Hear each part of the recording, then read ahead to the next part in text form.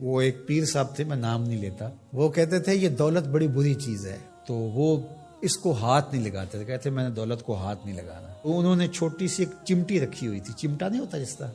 تو وہ اس سے پیسے پکڑتے تھے، کہتے اس کو میں نے ہاتھ نہیں لگانا، یہ گندی چیز ہے۔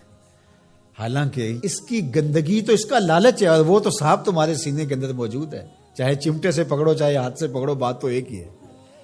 لیکن اس پر بھی لوگ کہتے ہیں سبحان اللہ، وہ اس پر بھی خوش ہوتے ہیں کہ ہمارے پیر صاحب جو ہیں وہ دولت کو ہاتھ نہیں لگا رہے۔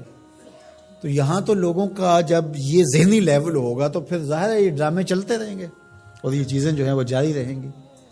تو اللہ کی حلال کردہ چیزیں، ہم ایک دفعہ ایک تقریب میں گئے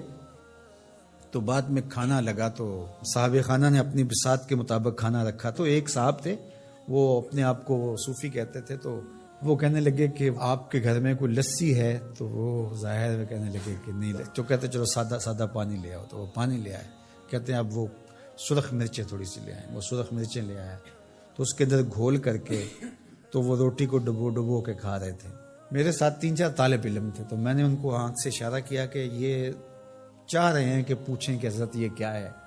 تو میں نے کہا آپ نے بھی نہیں پوچھنا، لیکن خود ہی پھر کوئی 5-7 منٹ کے بعد وہ میں اصل سبزیاں گوشت کچھ بھی نہیں کھاتا، بس یہ لسی لے لیتا ہوں، اس میں یہ تھوڑا سا مرچیں ڈال لیتا ہوں روٹی سے، میں یہی میرا 12 سال سے یہ عمل ہے،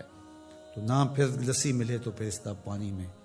تو وہ اس کے بعد وہ میرے تاثر لینا چاہ رہا تھا، میں نے کہا کہ میں تو اللہ کی ہر حلال شے کھا لیتا ہوں، میرے اللہ نے جو حلال کیا میں سب کھا لیتا ہوں، ان کی تو وہیں ہوا نکل گئی۔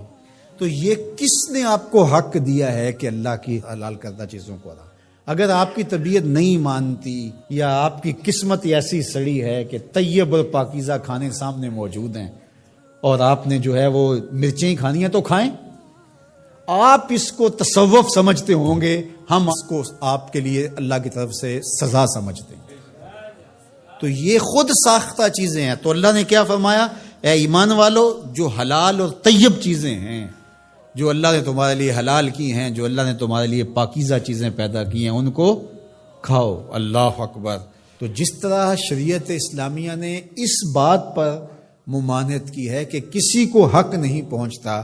کہ اللہ کی حرام کردہ چیز کو حلال بنائے کسی ہیلے بہانے سے یا کسی طریقے سے، اسی طرح کسی حلال کو بھی حرام بنانے کا کسی کو حق نہیں ہے